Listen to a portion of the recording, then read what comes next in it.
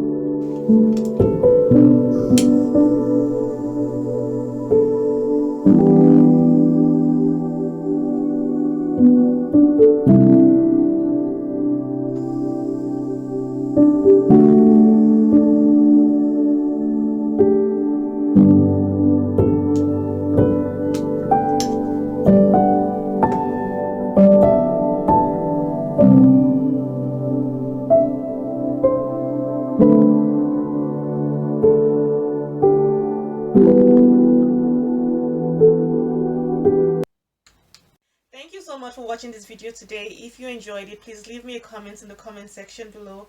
Like and share this video. Subscribe to my channel. I'm looking forward to making more videos for you soon. Have yourself a wonderful day or night wherever you are in the world. Bye.